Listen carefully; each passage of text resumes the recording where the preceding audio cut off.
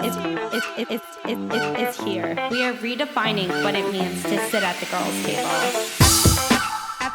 Hello, everybody. Welcome back to The Girls' Table, a podcast where founders, careers, and investors share their stories. Today, I'm joined by Randi Zuckerberg and Debbie Soon, who are the co-founders of Hug, which is an all-inclusive destination for artists and collectors in Web3. Prior to Hug, Debbie is actually a Chinese Singaporean immigrant who spent her entire career investing in and building multi-million-dollar consumer businesses. Debbie founded Singapore and Southeast Asia's first boutique indoor cycling studio and went on to build 3 businesses from scratch for one of the most successful unicorns in Southeast Asia won championship, which is a Sequoia Capital-backed company. Debbie is particularly excited about the intersection of Web3 and consumer. Randi Zuckerberg is a tech enthusiast and artist who graduated from Harvard and was an early employee at Facebook, where she helped shape Web 2.0 technology for billions of people worldwide. In her current role in Web3, she's bringing her 2 loves together and has become one of the most prominent voices for women in the NFT space. I can also give some background about Hug, but I know we're going to be spending so much time talking about that today, so wanted to throw it over to you guys. How are you guys doing? We are doing really good. I'm just coming off NFTLA, so it's been a crazy week, but otherwise, it's been really fun.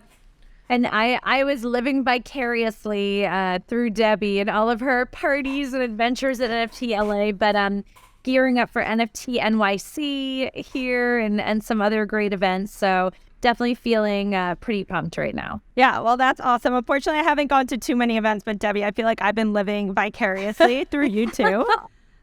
So before we jump into Hug, I think you guys have such a crazy story of how you first met.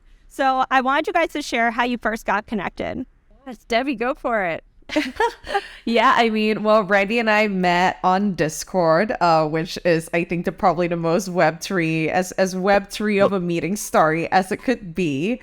But we met in the Meta Angels Discord community. At the time in the Discord, I was going by this random pseudonym as a gaming name that I used since I was a teenager, called Sephironova. I was sporting my crypto COVID PFP. And so I guess for all intents and purposes, I was a complete anon.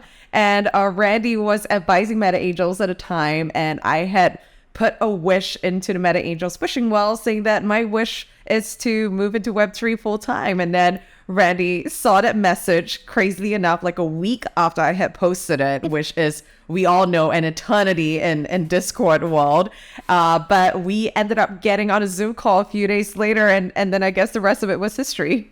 Yeah, wow. Sometimes the universe just gives you exactly what you need and who you need when you need it. And I was advising a lot of different NFT projects. I was like, I really just need a partner in crime. I would love to find a badass woman to work with. And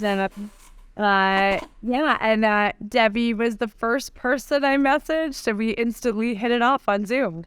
Oh man, I feel like that could have turned to a complete horror story where you're like, wow, but you guys are, I feel like, the poster for like meet in Discord, connect, and now look at what you guys are building. So it's crazy to see. Like every horror movie and rom-com both start that.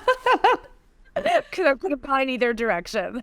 And did you guys know right away from meeting, you're like, hey, we want to build Hug, or where did Hug originate and first get started? Yeah, when Randi first started chatting with me, Randi, as she mentioned, had been advising, so many different NFT projects. At first we had our eyes set on was, okay, let's scale up our education advisory programs. Let's help as many projects as we could.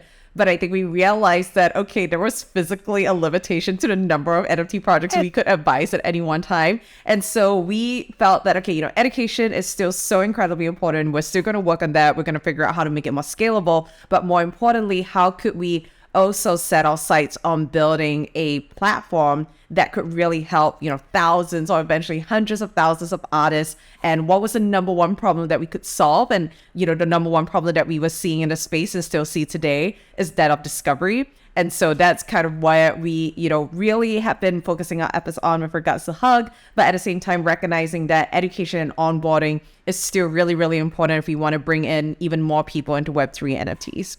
Yeah, we always knew we wanted to help creators.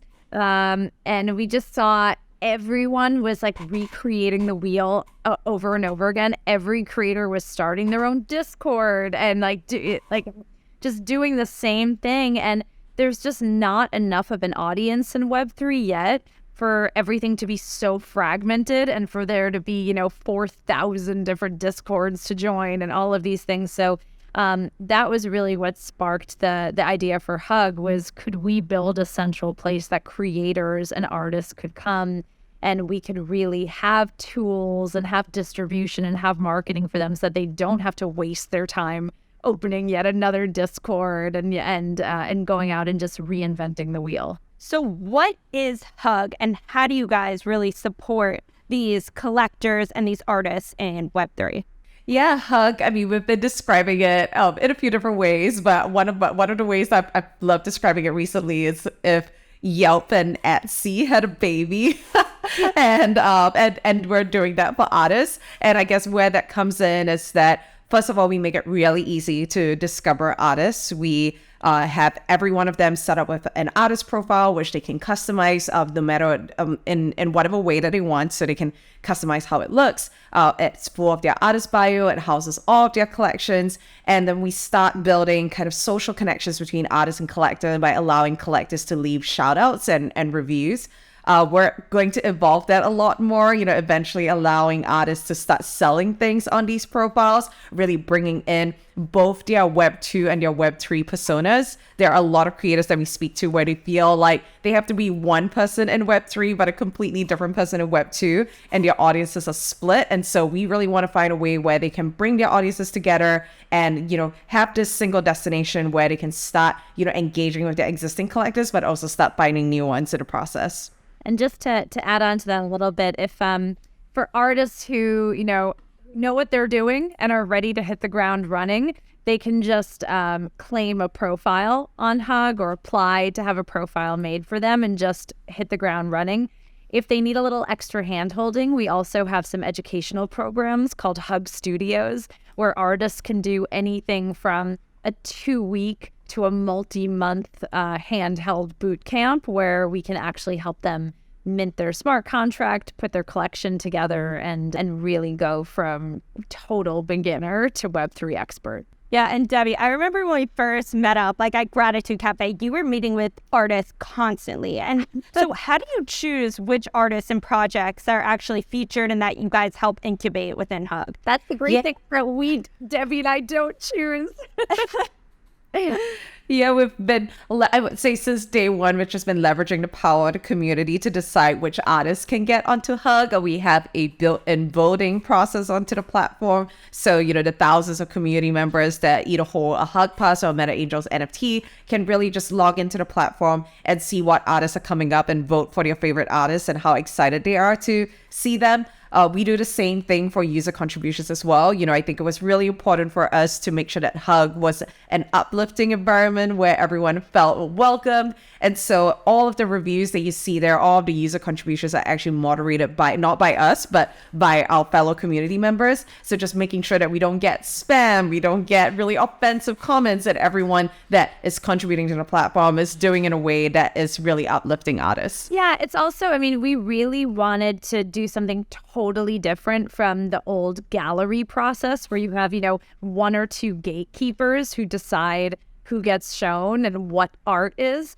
And so Debbie and I, we never wanted to stand in the way of any artist, reaching the community. The other reason I love the voting process is that an artist knows when they're on the site that the community already loves them because the community already voted and leaned forward to be excited about having them on. So they know that they have fans on there from day one. Yeah, and I think your community is so strong, and you guys are building such a large community of current Hug members and then also alumni from your program. So how do you guys foster that sense of community and continue building on that grows and then also incentivizes voting and ratings on different creators and artists? Yeah, I think the one awesome thing about building in public is that you're able to bring artists along for the ride. So, we've had artists in the beginning, the first, call it 200 to 300 artists on our platform. They were voted in, or they were actually curated by our community by contributing to a blank Notion document, right? That's kind of the early innings of Hug. I remember that. That was crazy. It was essentially just a random blank Notion document that had like hundreds of people just like filling it in, at the same time. And so there was definitely a lot of cleanup to do. But, once we can eventually migrated that onto our platform, every time we onboard new artists, which is daily at the moment, we announce it all over social. There's this excitement, and artists are just really excited to be recognized, right? And I think we make sure that we're not just shouting them out from our Hug platform, but also, through Randy's socials, through my socials. And I think it's just really built this community where artists actually want to see other artists succeed. I think that's one thing that we see happens a lot in the creative industry, is that we're all here figuring it out together, and that we all know that we're here early and we're all here still, building and creating through the bear market. And so that has really created a lot of strong bonds, both between the artists themselves, but also, within the artists and community of collectors that we have. Yeah. And so I can't keep going without asking about the market, because the market has had such a big effect on every aspect of Web3. So how has that affected you guys, the artists? And then have you had to pivot at all on what you're building? Yeah, it's a great question. And, certainly we're in a moment where a lot of people have gotten burnt out and have taken some time off from the space. We saw this at the start of Web 2 also. People also got so excited by the launch of the app store on phones and the APIs on social media, and there was like this gold rush of games and apps. And then when the market started to recede a little bit, a lot of people who were kind of just hobbyists in the space or hadn't really built something that could stand the test of time did vanish. And there's good and there's bad for that. It's harder because there's fewer buyers in the space right now. There's less money coming into the space. But on some hand, it's also good because you can really build with less distraction. There's not all of that FOMO every second of every day. And for the last year, it was pretty hard to tell what was legit and what wasn't. And it's really easy now to see if you're still left building in the space, then you're the real deal. Yeah. And do you see art being like digital art being as valuable, if not more valuable, than physical art in the future? Yeah. And sorry. Go ahead, Randy. I didn't talk about like how we pivoted really into like one-on-one art. So go ahead.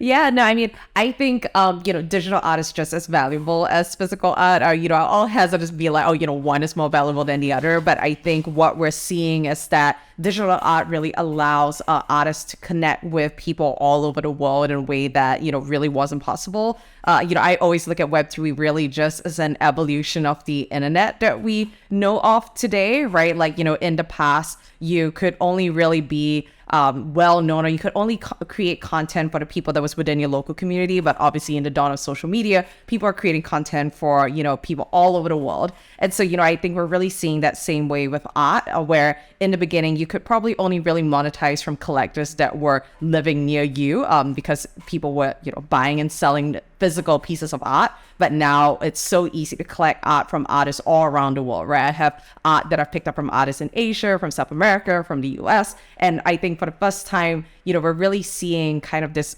artistic renaissance where it's making the world feel a lot smaller, which is something that's really exciting.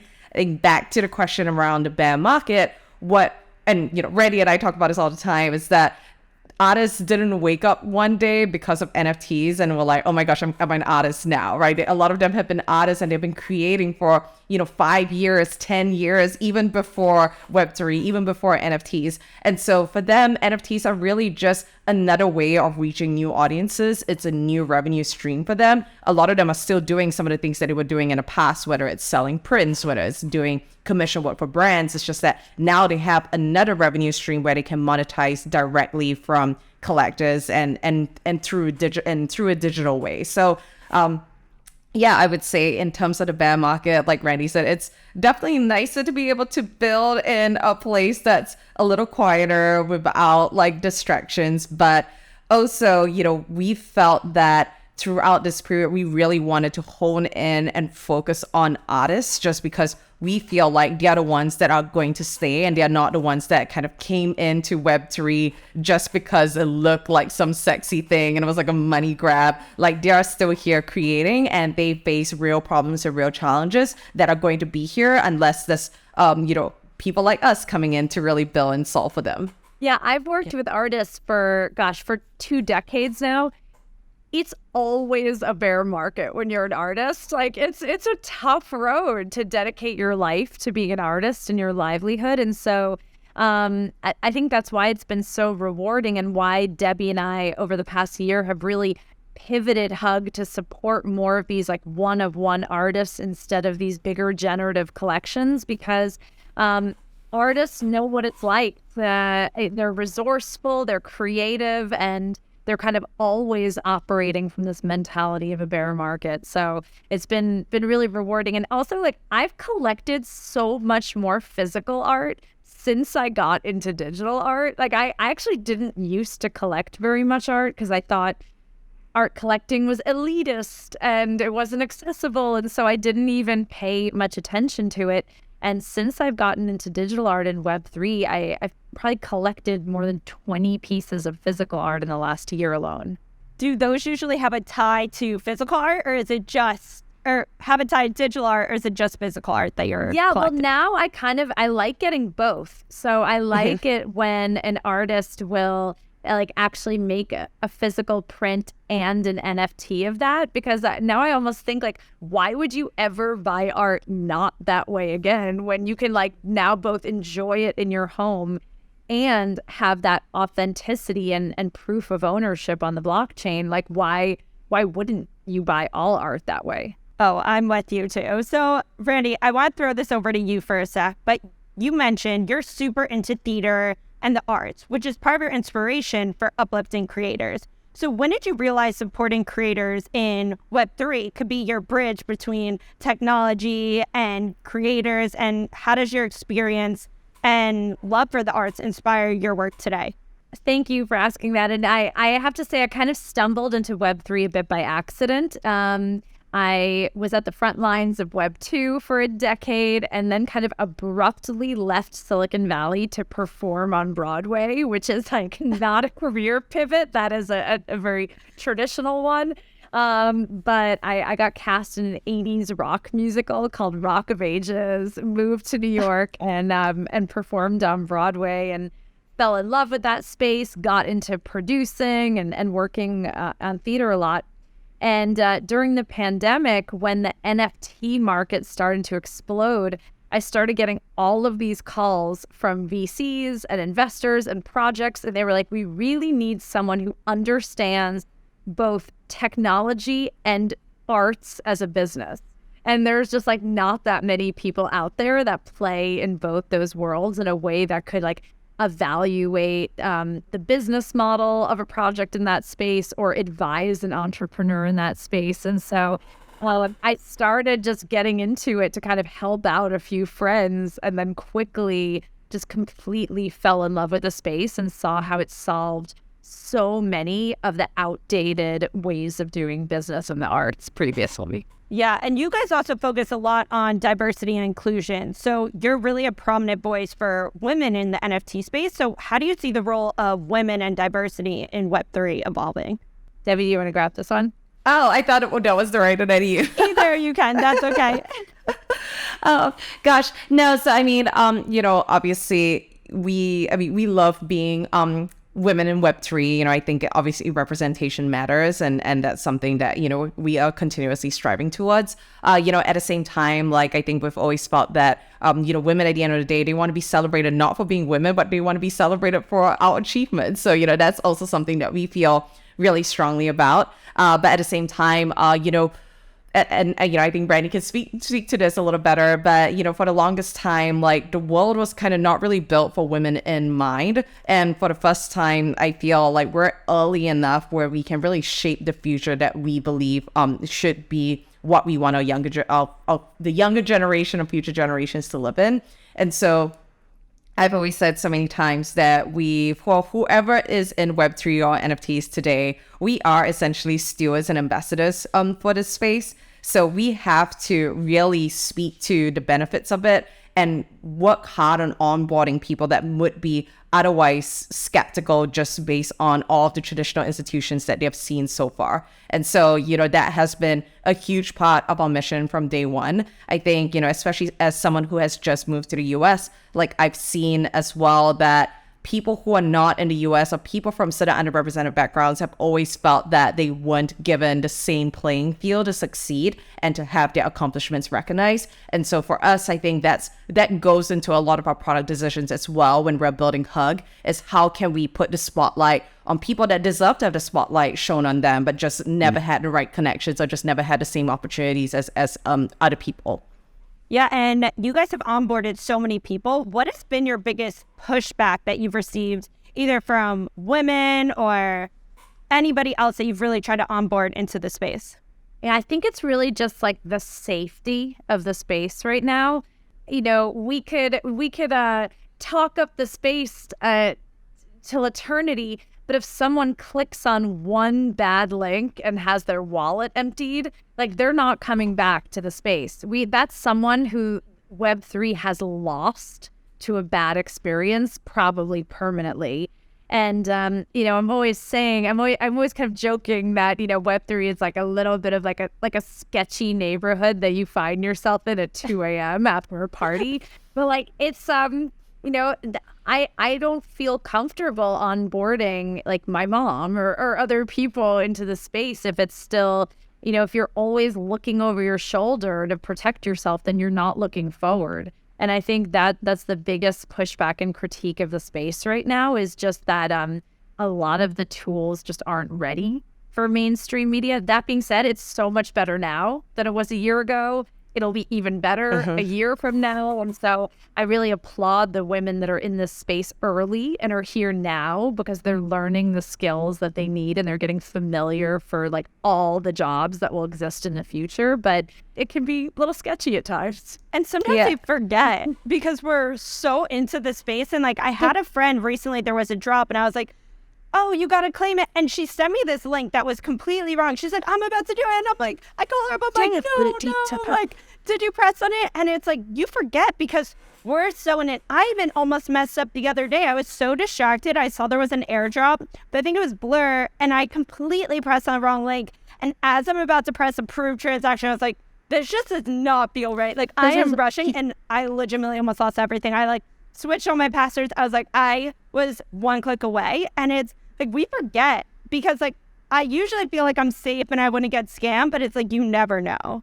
You never know. And I've been I've been even engaged in social engineering scams, which I think are actually some of the really scary ones because you think that you're speaking to somebody that like you don't look closely at that person's username. Like you click on a profile and it looks identical to the profile that you've been interacting with, but then it's just one lapse of judgment, right? And then you completely realize that, oh gosh, this is not the person that I thought I was interacting with. So 100%, it's so easy to get like tricked or scammed. And then like I've had people set up fake accounts that were like Randi Zuckerberg, but with one letter misspelled, and then like went out and messaged other people. And so like people thought they were engaging with me and clicked on things. And then like I feel horrible because I had nothing to do with it. But like I feel like I scammed someone. And it's so there's just a lot that needs to happen in the space to protect people. Yeah, that's happened to me too. And at first I'd always post being like, fake account. Now I'm like, I just really hope that I have smart friends that knows that like I'm not messaging them and telling them about my trading. But it's like, you never know. So yeah.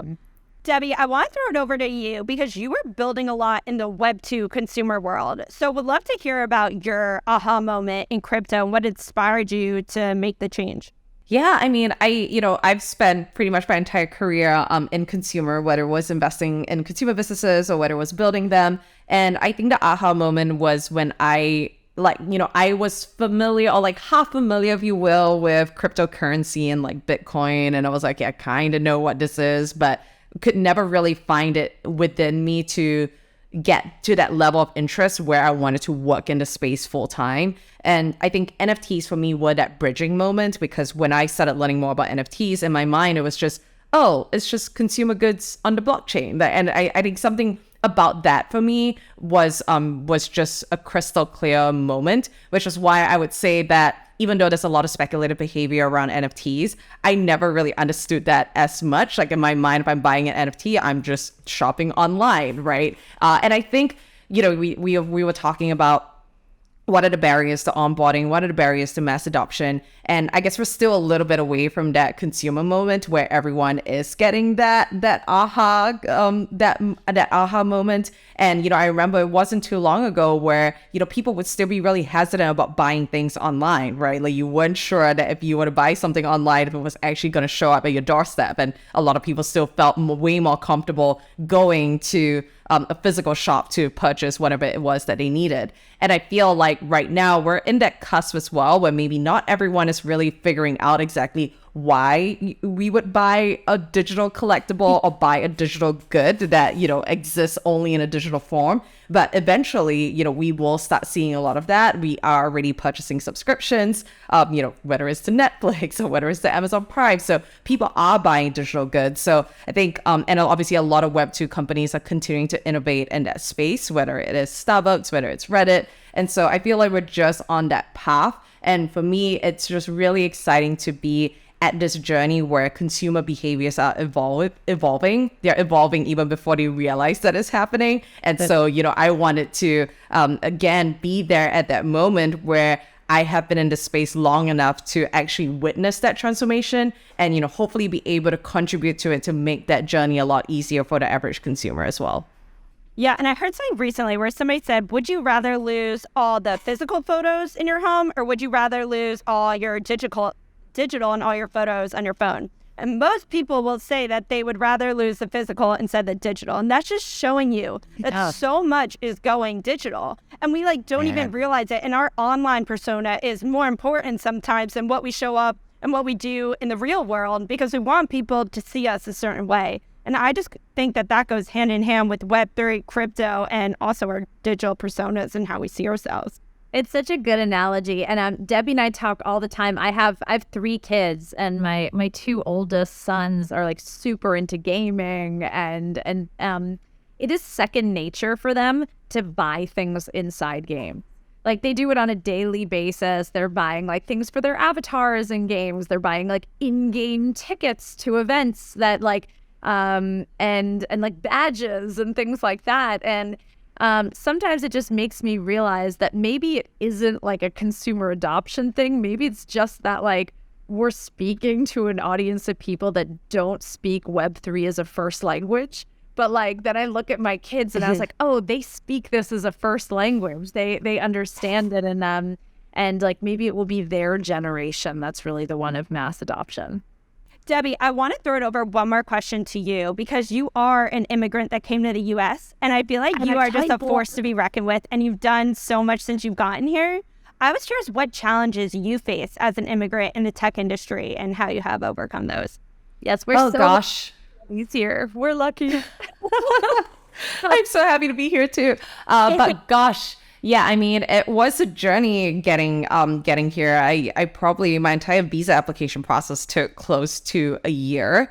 But that's just the kind of, I don't know what you call it, the legal, logistical side of things. I would say that what was a huge challenge as well was building a professional network from scratch. And it's really an interesting thing when you have kind of built a career for yourself in a different country and with companies that are well known in a different region, and then you come to a new country and literally no one has heard of the companies that you've worked at. So it's almost like you're like people, it almost feels like people are negating my resume a little bit. And that was definitely the experience that I had, especially for the first year.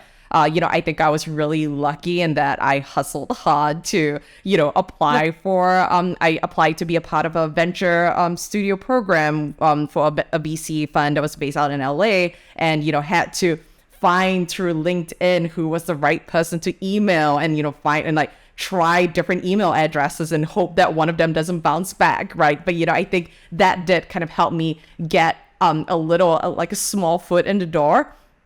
into at least being kind of connected to the tech and the VC world in the US. And then from there, when I made the decision or kind of just told myself, you know what, I'm really interested in Web3 now. I'm just going to go for it and I'm just going to put myself out there. I'm going to start writing and sharing my thoughts, even if literally only 10 people read it. But it was just something that I felt that I needed to do, that if people didn't recognize my professional resume because they weren't familiar with the organizations that I was associated with, like then at least I could start building my resume out in public by just writing and sharing the things that I was learning. And so I would say I have to thank Web3 for that, because honestly, if not for Web3 and if not for seeing how other people were doing the same thing, I probably would have felt way too embarrassed to do that. But I just saw how open everyone was about the fact that, I mean, frankly, none of us really know what we're doing. I mean, this space is still so new and there are new innovations happening every single day and the market evolves so quickly. And so I think it just felt really comforting that we could all be beginners and be learners together. And that's, and then, obviously I met Randi and, we've now like grown an incredible network of creators, of fellow entrepreneurs, or, investors as well in the space. And so I would say that now, kind of 2 years in, I feel like, I'm starting to really like acclimate to, being in the US and building in a new country. And Debbie is like hands down the best writer I know. I just to like promote her stuff. If you are not subscribed to Debbie's newsletter, Creator Royalties, which is just like a deep dive every week on everything affecting artists and creators in Web3. It is a must-read newsletter, and her Twitter threads are just like the very best of the best. Oh, I will say that as well. Her Twitter crushes it and her threads, so I'm definitely a fan as well. And I know you guys just recently raised a round of funding. So first off, congratulations. That's absolutely amazing. How was it raising in this market? Oh, super fun. Said nobody. Is my sarcasm coming through on the podcast? No.